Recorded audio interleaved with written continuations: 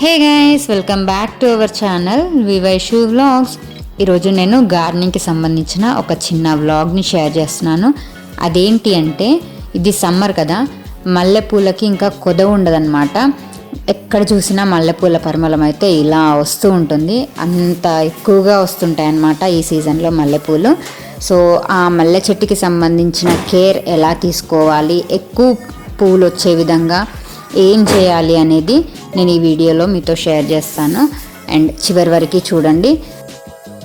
ముందుగా ఈ మల్లె చెట్టు ఏంటంటే, మనం నర్సరీ నుండి మొక్క తీసుకొని వస్తాం కదా, ఆ మొక్క తీసుకొని వచ్చి దాన్ని ఒక 1-2 ఇయర్స్ అయిన తర్వాత మొక్క కాస్త పెద్దగా అయ్యాక కొమ్మల నుండి కూడా మళ్ళీ ఇంకెక్కువ మొక్కలు కూడా చేసుకోవచ్చు అనమాట. సో నా దగ్గర ఉన్న మొక్కల్లో కొన్ని నర్సరీ నుండి తీసుకొచ్చినవి ఉన్నాయి, కొన్ని నేను ఇంట్లో కొమ్మల నుండి పెంచినవి కూడా ఉన్నాయన్నమాట. అన్నీ చూపిస్తాను. మనము ఎక్కువ కేర్ తీసుకున్నాం అనుకోండి, చిన్న చిన్న మొక్కల్లోనైనా సరే చాలా ఫ్లవర్స్ని తీసుకురావచ్చు. చూడండి మొక్క ఎంత చిన్నగా ఉంది. నేను ఇచ్చే లిక్విడ్ ఫర్టిలైజర్స్ వల్ల ఎంత చిన్న మొక్కకైనా సరే ఎన్ని ఫ్లవర్స్ వస్తున్నాయి.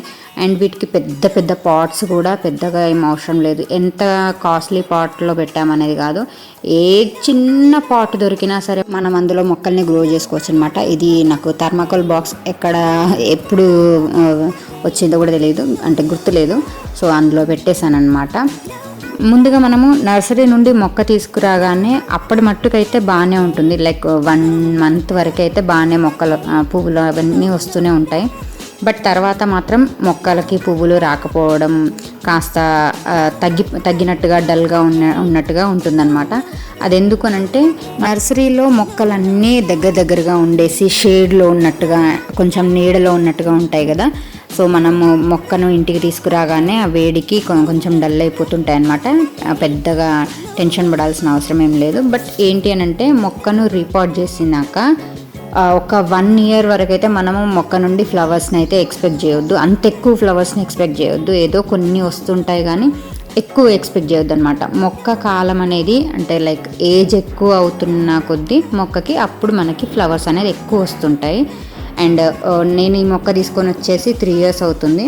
3 ఇయర్స్ నుండి నేను సమ్మర్ రాగానే ఏం చేస్తానంటే, సమ్మర్ ఇంకా వస్తుంది అనగానే జాన్ ఎండింగ్లో ఆర్ ఫిబ్రవరి స్టార్టింగ్లో మొక్కకి మొత్తం ఆకులు ఉంటాయి కదా, అవన్నీ దూసేసుకోవాలి.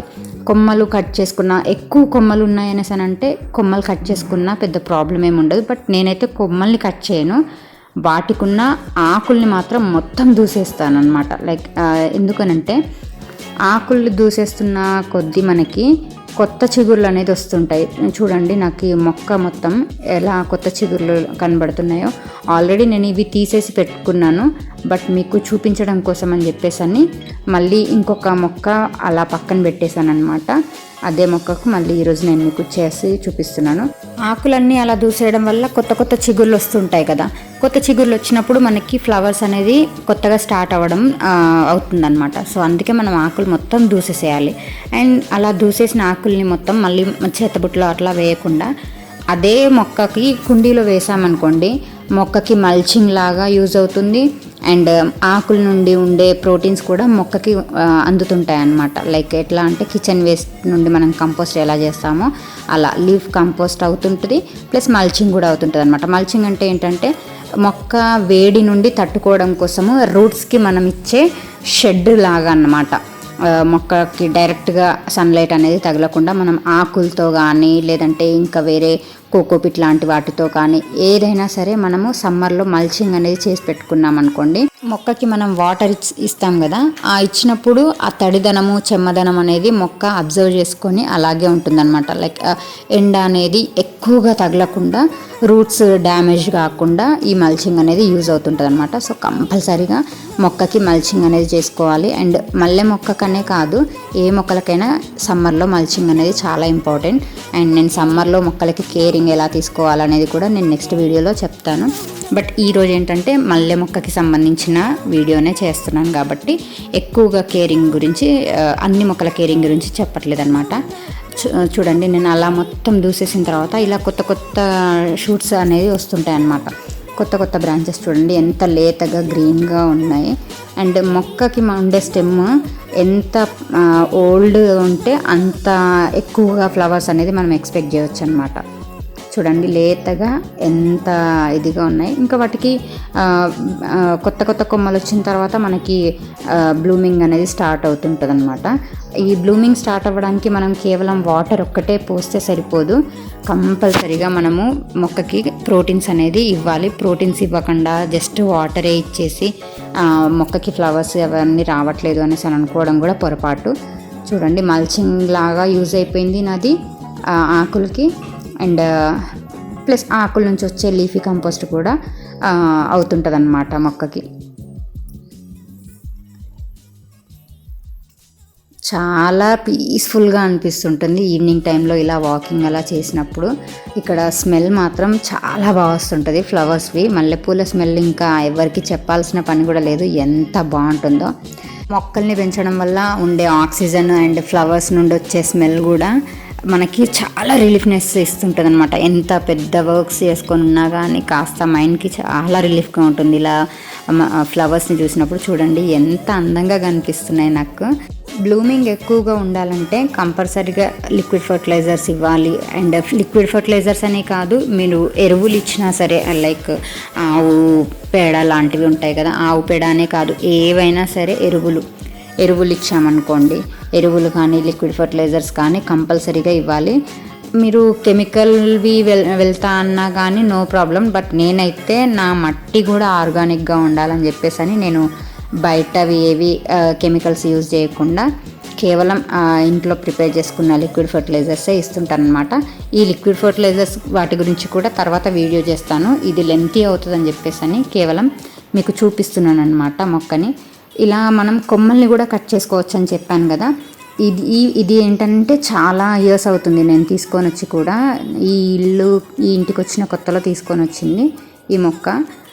సో వీటికి కొమ్మలు కూడా చాలా పెద్దగా అయిపోయినాయి, పాట్లో పట్టేదానికన్నా ఎక్కువగా ఉన్నాయని చెప్పేసి అని నేను కొమ్మల్ని కట్ చేశాను.